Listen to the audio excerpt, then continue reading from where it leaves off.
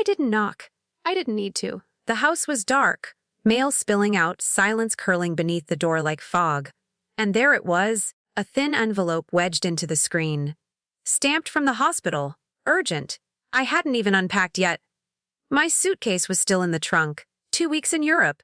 Supposed to be a celebration. A breath? A "you deserve this" gift to myself? Naomi had insisted. Go, Mom. I'll be fine. And now I was standing in her living room, lights off, air stale, coffee cups fossilized on the counter. She wasn't fine. She was in the ICU. The nurse didn't blink when I showed up, breathless and half-wild. Just handed me a Ziplock bag like it was protocol. Like it wasn't my child's life folded inside. Wedding ring. Wallet? Phone, she said. That's all she had. I stared at the ring.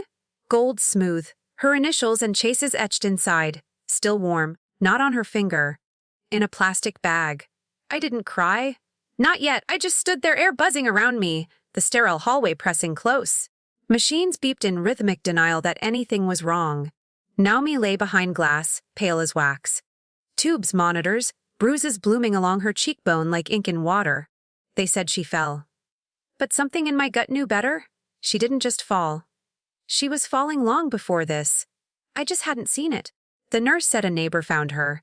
No Chase, no husband. No emergency contact besides me. So where was he? I sat beside her holding that bag, feeling the ring's curve press into my palm. Her hand was cold. Her breath shallow. I'm here now, I whispered. Europe can wait. And then I saw it, tucked in the corner of her wallet. A receipt. From a jewelry store. Dated 2 weeks ago. Item replacement wedding band. Why would she replace a ring she just received 6 months ago? Why hide it? A memory cracked open, her laugh on the phone growing thinner. Her birthday call cut short, the way she always said. We're fine, instead of, I'm fine. I blinked down at her. My daughter wasn't fine, and I'd flown across oceans too late. But not too late to uncover the truth. Because something about that ring wasn't right, and I wasn't leaving until I understood why. It started with lemon bars, Naomi's specialty. She only made them when she was nervous, or when she really wanted something to go well. I remember standing at the kitchen island, watching her dust powdered sugar over the tray, her hands trembling just slightly. He's different, Mom. I promise. She said it like a defense. Before I'd even asked. Chase walked in with a smile you could frame.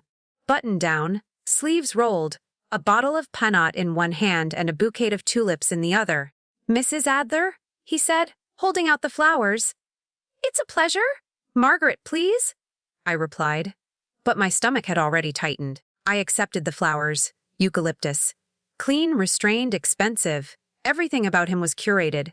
His posture, his pause between compliments, the way he complimented Naomi's earrings before greeting her. Dinner was on the deck. August wind brushing our shoulders. The sky warm with late summer light. He talked. A lot. About meditation, market flips, how chaos was just unrefined energy. Naomi laughed at all the right places, but it was the way she kept watching him that struck me, not just with admiration, with hope, like she needed him to work, and I understood that feeling. She'd been through so much. The breakup, the failed gallery. That year she almost gave up painting altogether, so I let the quiet doubts sit in my lap while I listened. Until he said, She's so much more focused now, less scattered. Naomi smiled. But it looked borrowed. She's always been focused, I said. He raised his glass. To refinement, then. After they left, I stood at the sink with one of the lemon bars untouched. Naomi had forgotten to pack them. Months passed. I saw less of her. She was always running late, between things, handling stuff. The studio she loved became a shared space. Her paint-streaked jeans disappeared. She stopped sending me photos of her art. One night I called to ask about a small show happening downtown. A friend had seen Naomi's name on a flyer. Oh, she said quickly. That's not really me. Just a collaborative thing Chasey's client put together. Something in her voice folded. I asked if she wanted company. She said maybe next time. Then, her birthday, I mailed her a new sketchbook, handmade, leather-bound. I picked it out months earlier, thinking of the way she used to doodle even on napkins. She texted me a heart emoji. No words. No call. Weeks later, during a visit, I saw it still in the packaging, stuffed behind a book on interior design. It wasn't her book. And Naomi didn't mention it one night. Just before my trip to Europe, she called.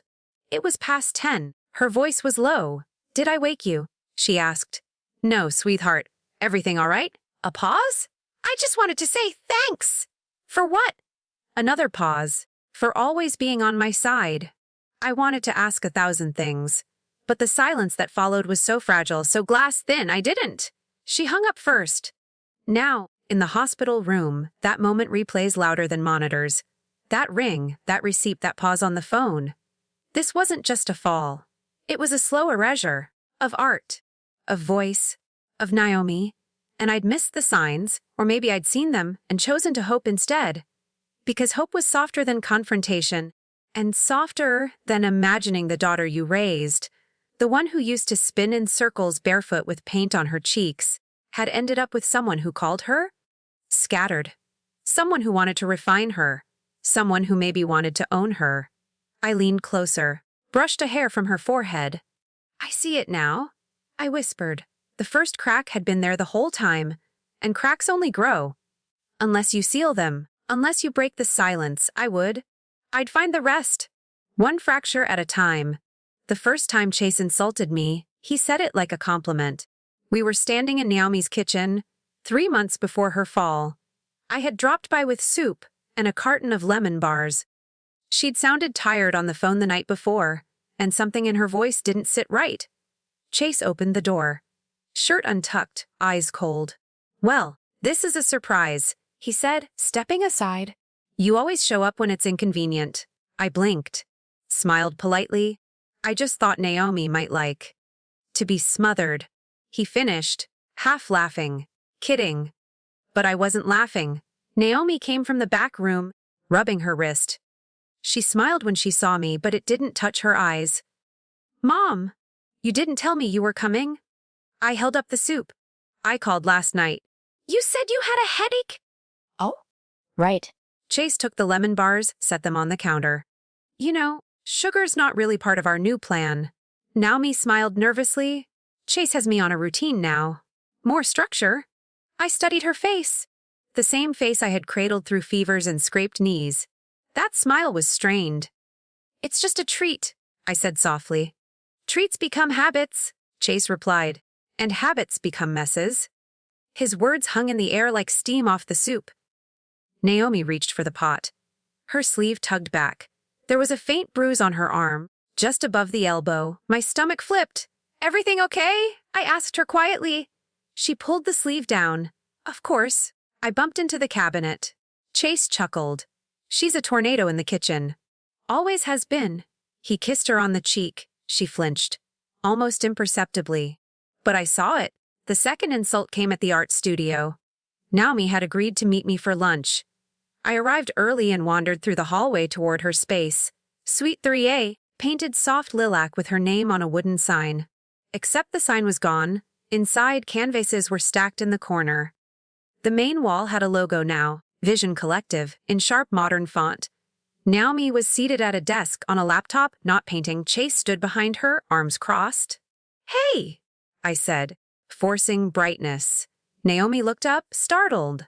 "I forgot we said today." Chase stepped in. "She's got a tight window. We're transitioning her brand." "Her what?" I asked. "Her identity. The solo stuff was sweet, but now we're scaling up. Packaging her for real audiences." Naomi glanced down. "People love her work," I said. "It's never needed packaging." Chase smirked. "Well, not everyone gets how the market works." I felt heat rise in my neck. I taught English literature for 34 years. I understand narrative. "Sure," he said, smiling too wide. "Then you'll appreciate how we're reframing hers." He walked off. Naomi reached for her tea, her hand shook. After lunch, I asked if we could talk. We sat in her car, parked by the lake. Naomi stared out at the water, biting her nail. "Is everything okay?" I asked again. She didn't answer for a long time. Then, "Chase has a vision. He wants me to succeed." "And what do you want?" She blinked. "I don't know anymore." I took her hand. "Sweetheart, love shouldn't make you forget yourself." She nodded. But she didn't speak. A week later, I got a voicemail. Hey, Mom. Chase said you can't stop by unannounced anymore. It throws off my rhythm. Let's plan better, okay? That night, I poured myself tea and sat at the kitchen table staring at old photos. Naomi at 5, paint on her nose. Naomi at 12, winning a county art prize. Naomi at 22, taller than me, laughing in her graduation gown. And now, silenced by a man who called my concern inconvenient. I didn't sleep. The last straw came on my birthday. I didn't expect a party, just a card, a call. Naomi showed up late, empty-handed. Chase came with her, uninvited. He brought a bottle of wine and spent the evening talking about tax shelters and passive income. Naomi barely said a word. After dinner, I showed her a new piece I'd picked up from a local artist. Abstract? Moody. She used to love that style. Chase looked at it and laughed. You've always had eclectic taste, Margaret. Charming in a retired, creative kind of way. I said nothing, but something inside me cracked. Later that night, after they left, I cleaned up slowly. There was a card on the entry table, addressed in Naomi's handwriting. Unopened. I sat down and peeled it open. Inside was a folded note. Not a birthday card. Just 6 words, scribbled and wrinkled. Don't believe what he says. I pressed the paper to my chest. Held it there. Felt the weight of all the things she couldn't say out loud. She was still in there. Still reaching for air. And I would be there to catch her when she broke the surface. I stood in line at the bank, heart pounding like I was doing something wrong. But this wasn't petty snooping. This was survival. Naomi hadn't been the same. Not just emotionally. Her eyes looked heavier, her voice thinner, and her financial trail, what little I could see, was unraveling fast. When she first opened her studio account, I was listed as a secondary contact. Just in case, she'd insisted. If anything happens, I want you to have access. Now I was using that access. The teller scanned my ID, tapped on her keyboard, and frowned. I'm sorry, she said. The account was recently updated. You're no longer authorized. My stomach dropped. When was it changed? She checked the log. 6 weeks ago. 6 weeks? Around the same time Naomi stopped answering my calls for days at a time. I pressed gently. Is it possible to see the last 3 transactions? She hesitated. I leaned in. She's in the ICU, unconscious. I'm her mother, please. A pause. Then a nod. She turned the screen slightly. 3 large withdrawals. 1 labeled business transfer. Another to a company I didn't recognize. The 3rd cash. Thousands. Gone. I wrote down the details, thanked her, and stepped outside into the blinding sun. It felt like betrayal was blistering my skin. At home, I pulled out Naomi's file folder, the one I kept with backup documents, just in case she ever lost hers, tax returns, studio registration, a signed power of attorney she drafted when she opened her business. My fingers stopped at a familiar envelope. Inside her original studio lease, a bank form listing me as emergency backup, a notarized signature, and then another, a copy of a new agreement, printed recently. Naomi's signature, except it wasn't hers. The letters were too sharp. The tail of the I in Naomi curved up, not down. A subtle change, but unmistakable if you'd watched her sign birthday cards since she was 7. Someone had forged it. I picked up the phone. Called the building management where her studio was located. This is Margaret Adler, I said. My daughter, Naomi Adler, rents Suite 3A. I'd like to confirm something. The woman on the line hesitated. Actually, Madam, 3A is now under Vision Collective, LLC. When did that happen? 5 weeks ago? A transfer request came through, Naomi in a coat signer, Chase Renner. My blood ran cold. That night, I couldn't sleep. I made tea, sat by the window. I thought about the framed painting Naomi gave me when she graduated from art school. A blue field, slashed with crimson and gold. Her professor had called it controlled chaos. She had cried when she handed it to me. Because you never stop believing, she'd said. Now she didn't even have a studio of her own, and I was starting to believe she didn't even have access to her own money. The next day, I went back to the hospital. Naomi's nurse greeted me. She stirred a bit this morning, she said. But still no full response. I sat by the bed, took her hand. Sweetheart, I whispered. I'm putting the puzzle together. I don't know how deep it goes, but I promise I won't let him take anything else from you. A tear slipped from the corner of her eye. It could have been involuntary, or it could have been everything. Back home, I searched the jewelry store from the receipt I found in Naomi's wallet. They confirmed the purchase of a replacement band, bought online, paid by debit card, Naomi's card, but shipped to an address I didn't recognize. I plugged the address into Google Maps. It was a P.O. Box. I checked Naomi's insurance next. I had access to her emergency policy, a simple plan we'd set up years ago. But now there was a second policy. Bigger, more recent. Beneficiary Chase Renner. I sat in my living room, lights off, watching the dust creep across the carpet. Everything she owned, her art, her money, even her name on the studio, was slipping into someone else's hands. Someone who smiled too perfectly. Someone who said things like, "She's better with structure." Someone who knew how to erase a woman slowly. That night, I received an email from Naomi's bank, a notice confirming a recent signature comparison request. Final line, verified discrepancy with original signature on file. It was forged. I stared at the screen. My hands didn't tremble. Not this time. Because now I knew. And soon, so would everyone else. I arrived at the hospital with a folder in hand, papers, signatures, the forged lease copy, and the insurance document. I'd printed them all the night before, stayed up cross, checking every date, every amount. My eyes stung from lack of sleep, but I was wide awake. The nurse at the front desk looked up, smiled politely. "I'm here to see Naomi Adler," I said. Her mother, her smile faltered. "I'm sorry, Mrs. Adler. You've been removed as a primary contact." I blinked. "Removed?" She nodded, gently. "The system shows that access is now restricted to her husband only." My mouth went dry. "She's unconscious." The nurse hesitated. Mr. "Renner filed the paperwork 2 days ago. Hospital protocol allows legal spouses to make access changes." I stepped back. The floor felt thin. He was closing every door, locking me out. And I knew why. I clutched the folder tighter, then turned and walked out without another word. In the parking lot, I sat in my car with the engine off. The air was thick and unmoving. I couldn't cry. Couldn't scream. I just stared at the steering wheel, counting my own breaths. Naomi's silence wasn't just fear anymore. It was isolation crafted, designed, controlled. And now he was trying to isolate me too. That afternoon, I called her old friend Claire. They had studied together at the Art Institute. Claire used to come over for Thanksgiving when Naomi was younger. She'd always been sharp. "She hasn't answered my texts in a month," Claire said. "Last time we spoke, she canceled lunch because Chase said she had a deadline."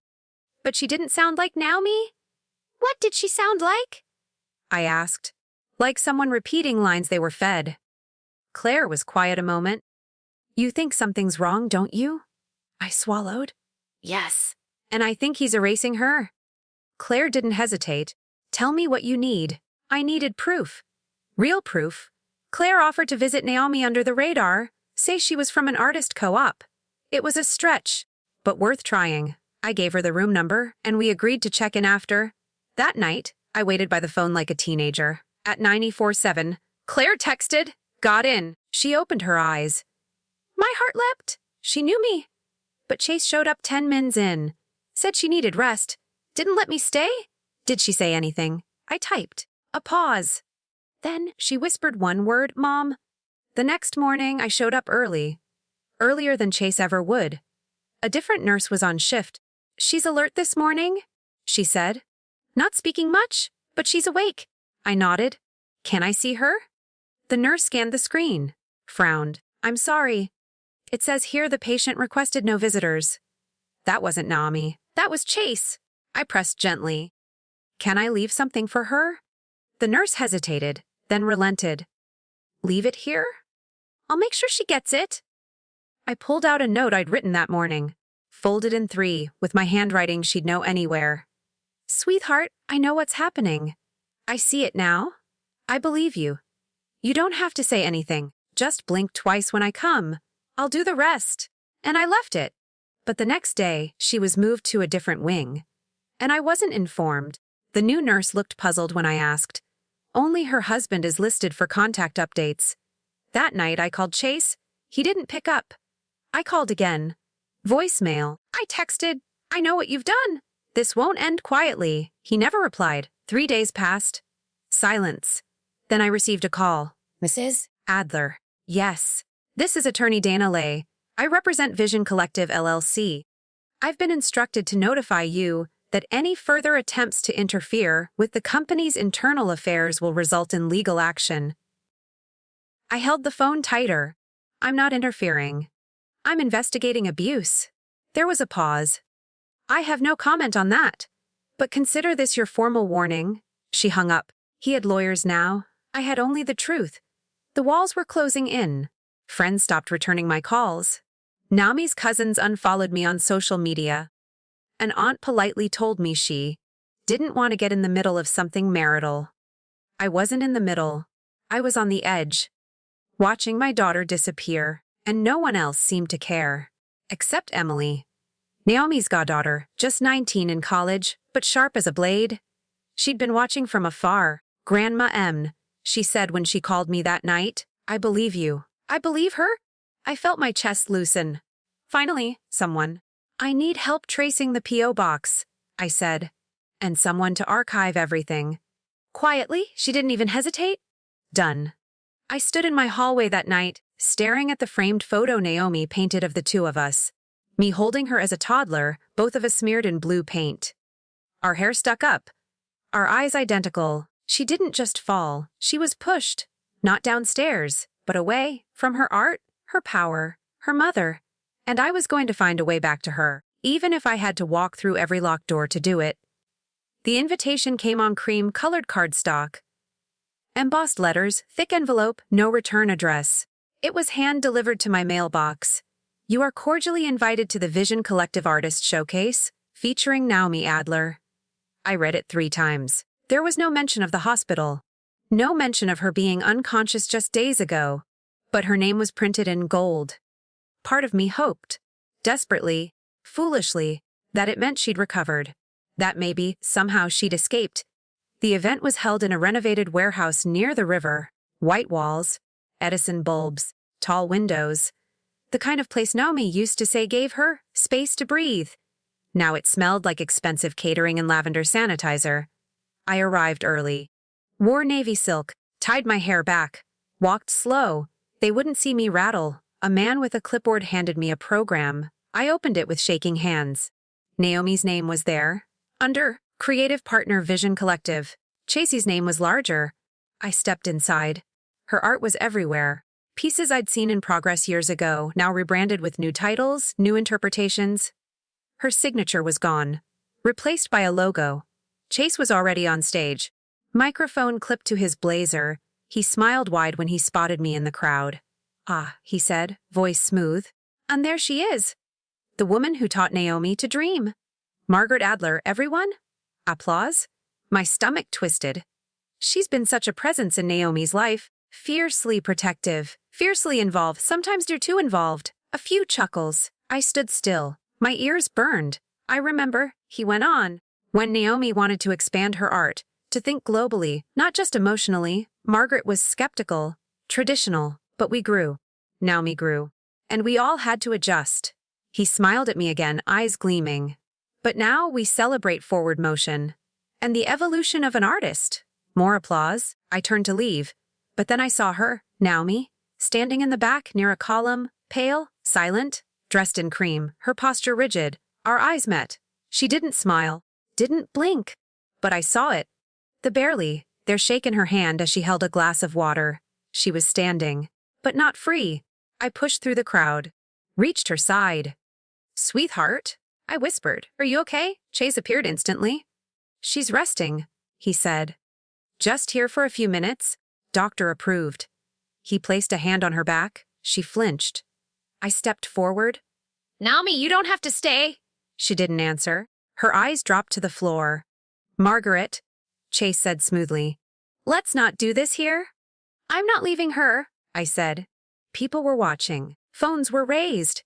He leaned close, voice low. "You make a scene, you lose her completely." I stared at him. The snake had fangs behind that smile. I turned to Naomi. "Just blink," I said softly. "Once for yes, twice for no." She didn't move, just stood there frozen. Then the hostess called for a toast to Naomi Adler, whose talent transcends obstacles and opinions. Everyone laughed. Naomi's hands trembled harder. I looked at her again, held her gaze. She mouthed something, so small I nearly missed it. "I'm sorry." Then Chase stepped between us. "She needs to sit. We're done here." And just like that, she was gone, escorted out by his hand on her elbow. The music rose. Laughter swelled. I stood in a room full of people cheering her captivity.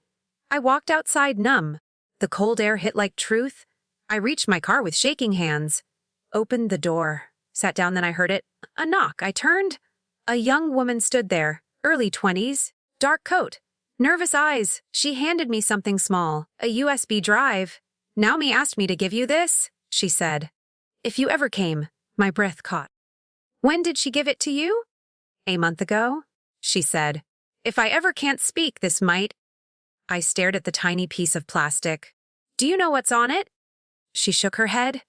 "Just said it was for her mom." Then she disappeared into the night. I sat in my car for a long time, holding the drive, holding what might be her voice, finally, and I knew this was the beginning of something. The USB drive was small, blue, unmarked. I sat at my kitchen table, lights dimmed, laptop open. My tea had gone cold. With trembling fingers, I plugged it in. One folder appeared. "Listen!" I clicked. Inside were 7 audio files, each labeled only by date. The earliest was from 8 weeks ago. I pressed play. Naomi's voice came first, soft, hesitant. "Chase, I don't think we should cancel the show. I've worked." His voice cut in. Calm clipped. "I said it's not your decision, but it's my art." "No, it's our brand. You agreed to this." There was a pause, then a sharp sound. A glass set down hard. "Do you want to throw everything away because you feel sentimental about a canvas?" Silence. "I didn't think so." Click. End of recording. I sat back. The second file began much the same. "Naomi again?" I saw the lease. "You signed my name?" "I signed for us," he replied. "It's the same thing." "No, it isn't. You don't understand legal nuance, Naomi. That's why I handle these things." She didn't speak. "You need to stop fighting me on this." Pause. "If you'd focus more on your work and less on your mother's paranoia, we'd be further ahead." My hand curled into a fist. I clicked to the third file. This one opened with Chase laughing. A cruel sound. "You really think Margaret knows what's best for you? She's a relic, Naomi. She couldn't even manage a high school budget." "Don't talk about her like that," Naomi whispered. "Why not? You never stand up to her? You want to grow." Cut the cord. Silence. "She's poison, Naomi. She'll ruin everything we've built." My breath caught. I let the rest play file by file. One included the sound of Naomi crying. Another had Chase listing her medications out loud, mocking them. "This one's for your moods. This one's for your focus. Maybe one day they'll invent one that makes you grateful." It was psychological erosion, dressed in domestic routine. And she had recorded it. On purpose, I copied the files to my laptop. Then I opened a new folder, Evidence Naomi. I added the forged signature scans, the insurance policy, the bank withdrawal log. Then I called Dana Lay, the lawyer who had threatened me, left a voicemail. "This is Margaret Adler. I have audio proof of coercion, signature fraud, financial abuse. I suggest you review your client's standing before calling again." I didn't shout. I wanted her to hear the calm of a mother who finally had the truth. Next morning I returned to Naomi's studio. The new logo was still up, but I had my key from before, and the lock hadn't been changed. Inside, the lights were off. The space smelled of dust and forgotten paint. I walked to the back where Naomi used to keep her old works. Paintings she never sold. Said they were too personal. I found them stacked behind a partition. One caught my eye. A self-portrait. She'd painted herself at 23, holding a brush in one hand, a lock of hair in the other. Half her face was in color, the other half just sketch lines. I turned it around. A slip of paper was taped to the back. Password. AFUM 2002 Iris. I knew what it was. Naomi had an old laptop, not the one she used for work, her personal one, which she said she kept for dreaming. I found it in the bottom of her bedroom closet, under a stack of sweaters. It still turned on. Prompted for a password. I typed AFUM 2002 Iris. It opened. Inside photos, letters, journals, and a folder named Unsent. The first letter was to me's mom. If you're reading this, maybe I couldn't say it in person. But thank you for never giving up on me. I know you've seen it. The way I shrink around him. The way my voice sounds smaller. I didn't want to need rescuing. I wanted to be strong. But Chase doesn't just bruise skin. He bruises memory, and I'm afraid of forgetting who I am. The tears blurred the screen. If something happens, if I fall, if I disappear, if my voice goes missing, find the files. Find the signatures. Find yourself. You always did find me first. I printed it all, made 3 copies. Stored one in a fireproof box, one on a cloud drive. I called Emily. I need help backing up encrypted folders, she said, already one step ahead. That night, I sat at the table again. The same table where Naomi once sketched landscapes on napkins while I graded essays. Now I was grading evidence. Every sigh, every silence. Every piece of herself she'd tucked away. And slowly, I was building a case. One he couldn't charm his way out of. One that would speak even if she couldn't. The night after I opened the last of Naomi's letters, I didn't sleep.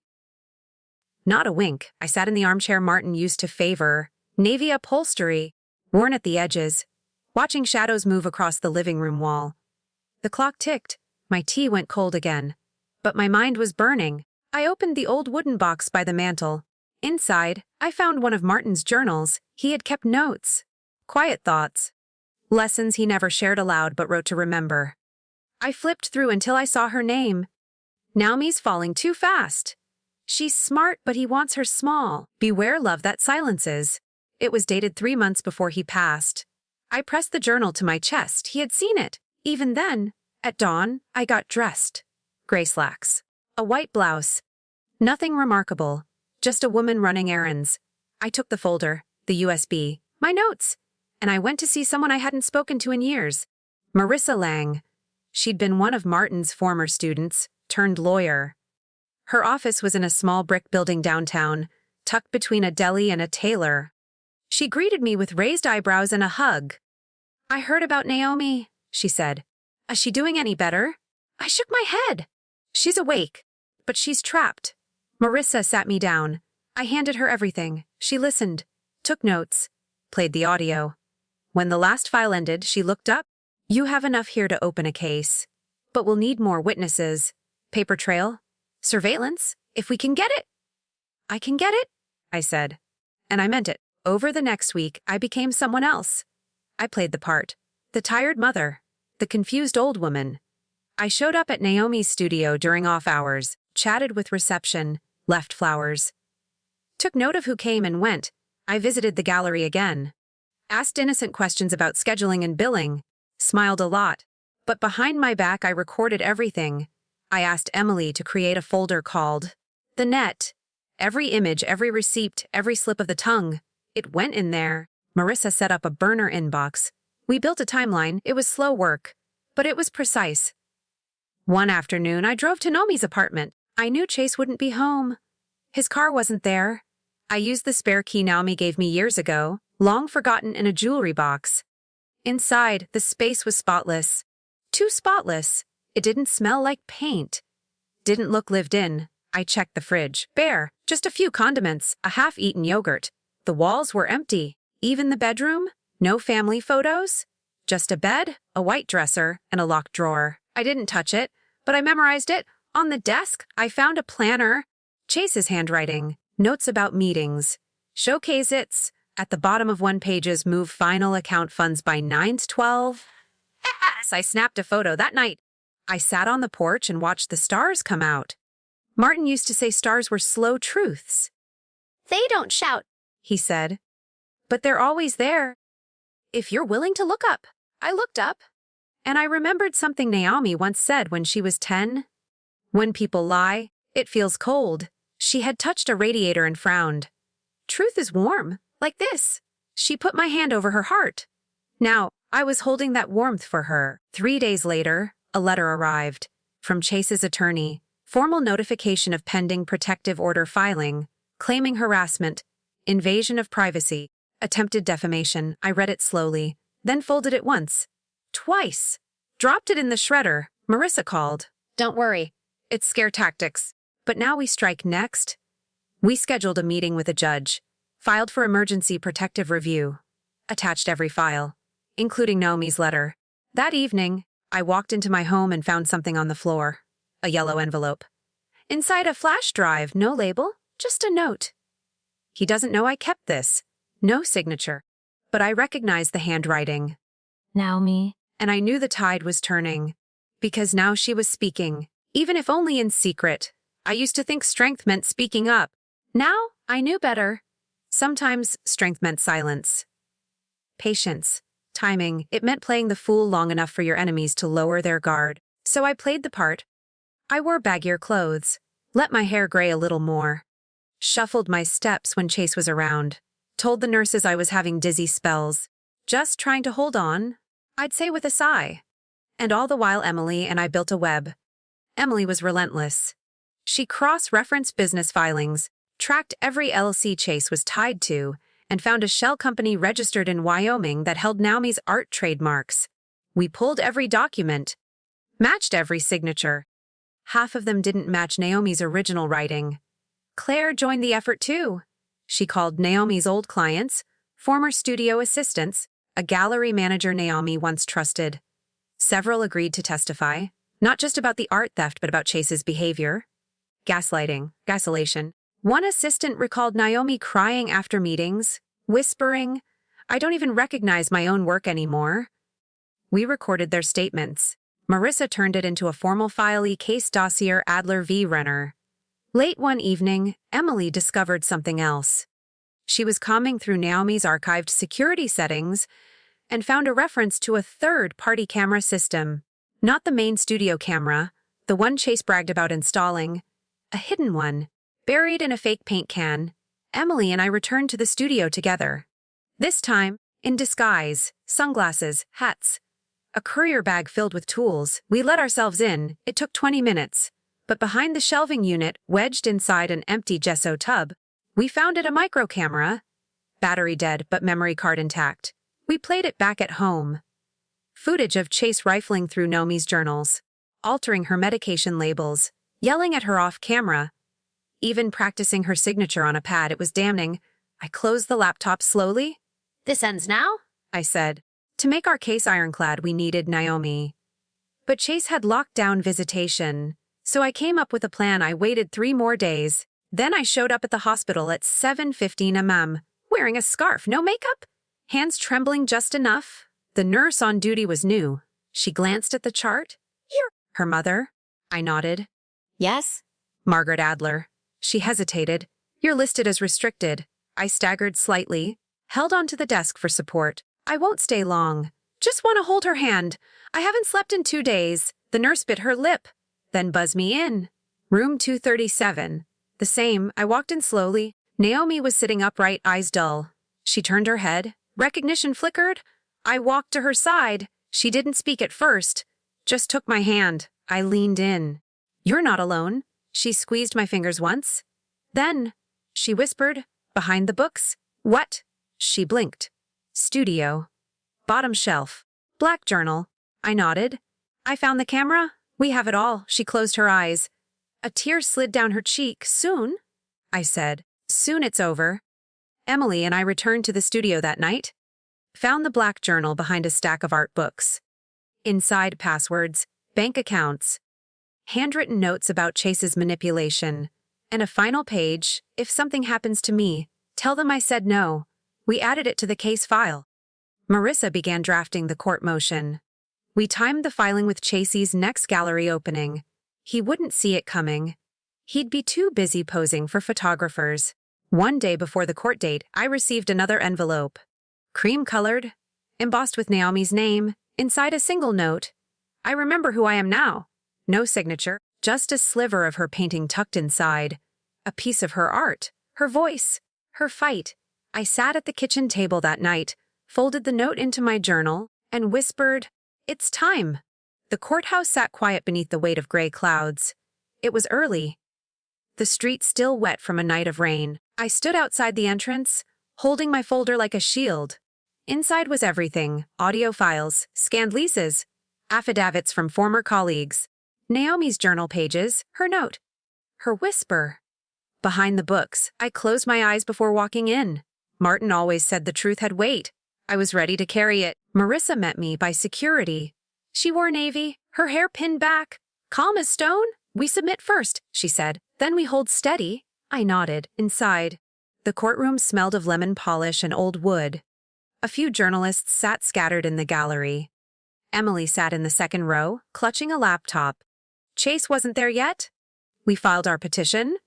The judge, a woman with short silver hair and sharp eyes, reviewed the motion. Emergency motion for protective order, asset freeze, and temporary guardianship review, she read aloud. She looked at me. "You're the petitioner?" I stood. Yes, Your Honor. Margaret Adler, mother of Naomi Adler. And the respondent? Marissa answered, "Chase Renner, legal spouse to Ms. Adler. He's been notified." Just then, the courtroom doors opened. Chase entered, flanked by two lawyers, perfectly tailored suit, smile fixed in place. But his eyes flicked to me, and for the first time, I saw it: uncertainty. He didn't know what we had. Yet, Chase's lawyer, a tall man with slicked hair and an expensive watch, stood first. "Your Honor," he began, "this is an unfortunate misunderstanding. My client has acted only in his wife's best interest. He has managed her career, health, and affairs with care and transparency." The judge raised an eyebrow. "And yet, your wife is not present?" "She is recovering," Chase said smoothly. We agreed it would be too stressful. Marissa rose. "With respect, Your Honor, Miss Adler is neither incapacitated nor unaware. We have documentation, audio, and written testimony proving coercion, fraud, and psychological abuse." She handed a binder to the clerk. Exhibits A through H, including recordings, were Mr. Renner admits to signing contracts in her name, mocking her mental health, and altering her medication routine. The judge flipped through a few pages. Her mouth tightened. "Let's hear one," she said. Marissa nodded. Emily pressed play on a small speaker. Naomi's voice, small and shaking, filled the room. "Chase, I didn't authorize that sale." Then his voicey, "Stop acting like you understand business." The room went still. Even Chase shifted. The judge leaned back. "Mr. Renner, do you dispute this recording?" His lawyer interrupted. "We have reason to believe the recording was edited." Marissa was ready. "We have metadata verifying time and location, and we have corroborating witness statements." She turned. Claire Whitman, gallery partner. Derek Miles, former assistant. Ava Jensen, therapist. She listed them off like a drumbeat. "And finally," she said, lowering her voice, "we have Ms. Adler's journal, retrieved from her studio." Her handwriting, her own words. The judge looked at Chase. He didn't smile anymore. Suddenly, the courtroom door opened. Everyone turned. Naomi stepped in. She wore gray slacks, a soft blue scarf, and no makeup. But her eyes were sharp. The room froze. She walked with slow precision, every step steady. Emily rose but didn't speak. Naomi reached the front. "I'd like to speak, Your Honor," she said. Her voice was quiet, but no one dared interrupt. Naomi stood before the court, hands steady at her sides. The judge looked at her gently. "Ms. Adler, are you able to speak freely today?" Naomi nodded. "Yes, Your Honor." She took a breath. "My name is Naomi Adler. I'm an artist. I've been married to Mr. Renner for 5 years. For most of that time, I've been silenced. By fear, by manipulation, by the belief that I owed him my obedience in exchange for his love." Her voice didn't waver. "But I remember who I am now?" She turned slightly toward Chase. "You didn't just take my money. You took my name off my own work. You made me doubt my memory. You made me feel invisible." Chase shifted in his seat. "I wrote letters," Naomi continued. "I left recordings. Because I knew one day I might forget myself, and I needed to make sure someone, my mother, could find me again." The judge leaned forward.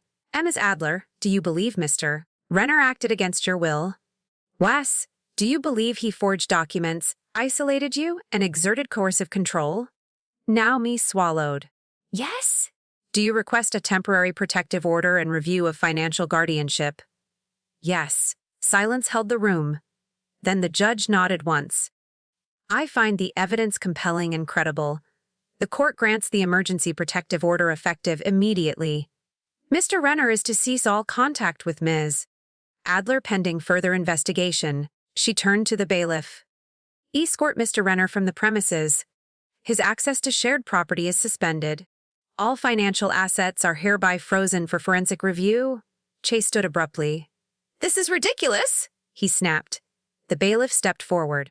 Chase looked at Naomi one last time, eyes blazing. But she didn't flinch. He was removed. The doors shut behind him. Naomi stood still for a long moment. Then she looked at me and smiled. Just a little. Outside the courthouse, the clouds had lifted. We stepped into the sunlight. She reached for my hand, held it tight. Neither of us spoke. We didn't need to. We had made it through the storm, together. For the first time in months, the house was quiet. Not the quiet of fear. Not the kind you brace against. A gentle quiet. The kind that wraps around you like a warm shawl and lets you breathe. Naomi sat by the window, sunlight tracing the side of her face. She held a mug of chamomile tea in both hands. She wasn't trembling anymore. I didn't know the silence could feel safe again, she said. Neither did I. The court order had gone through. Chase was gone. No phone calls. No emails. No sudden visits. The locks were changed. The accounts frozen. We were building a boundary. And within it, she was beginning to unfold. The first few days were slow. Naomi slept late, ate little. I cooked her oatmeal and soft eggs. I didn't hover, just stayed nearby. She started reading again, then sketching. Little things. A cat on a windowsill. A house plant with curling leaves. One evening, she brought her sketch pad to the kitchen. I don't think I want to paint yet, she said. But this feels... Mine. I nodded. You don't owe anyone the speed of your healing. She smiled faintly. Not even myself? Especially not yourself? We began sorting through the apartment, not to erase the past, but to reclaim the space. Naomi opened a drawer of old mail and found 2 letters from Martin, one she'd saved from college. She read them aloud. His writing still carried warmth. I knew he saw me, she said quietly. Yes, I said. He always did. We hung a photo of him in the hallway. One where he's laughing mid-sentence. Naomi paused to touch the frame as she walked past. Every time. At night, I stayed in the guest room. But some evenings, we sat in the living room and said nothing for hours. Just shared air. Shared time. There was a stillness to that kind of presence. A mutual understanding that healing didn't always look like movement. Sometimes it looked like being. And breathing. And remembering your own name. The therapist's office was on the 2nd floor of a converted Victorian. Naomi chose it. She booked the appointment. She picked the morning slot. Light, but not too early. I don't want to talk about everything, she told me before we went. Just, enough? That's more than enough, I said. She walked in alone. I waited in the car, watched the wind stir the leaves, watched a pair of college students walk by, arms full of books. Naomi came out 50 minutes later quiet. But something in her posture had shifted. A soft sort of lengthening. That night, she painted for the first time in months. Not a full canvas, just a small wooden panel. Blue strokes, gold curves. She didn't say what it was. But in the bottom corner, for the first time in over a year, she signed her name. Not a monogram, not a brand, just Naomi Adler. The next morning, I stood by the window folding a blanket. I glanced at her calendar, where she'd started writing little notes: therapist Thurs 10 a.m., grocery dubbin mom, call Ava, and one in red ink new series idea, self-portraits in silence. I felt my chest tighten, but not from grief. From pride. Later that day I began packing a small box. Naomi noticed. You're leaving. I paused. Only if you're ready? She looked down, fiddled with a paintbrush. Then she said, softly, I want to start again. I waited. In my own name. Not as someone's wife. Not even just your daughter. Just me. Tears burned my eyes. I walked over and took her hand. You never stop being you, Naomi. But if you're ready to show the world again, I'll be cheering louder than anyone. She squeezed my fingers. Stay for one more week. I smiled. 2. We didn't hug. We didn't need to. There was a quiet between us now, a knowing. We had walked through fire and come out not scorched, but sharpened. The house smelled like lavender again. I hadn't been back in almost 6 months, but the sheets were still folded the way I left them. The mug I loved, white with a blue rim, still sat in the second cabinet. Coming home didn't feel like retreating. It felt like reclaiming. Naomi helped me carry the last box up the steps. She looked around and smiled. You kept the plants alive. I had someone water them, I said. but you still chose to return? I nodded. There were photo frames waiting to be rehung, journals needing to be dusted. The porch swing needed oiling. I didn't mind.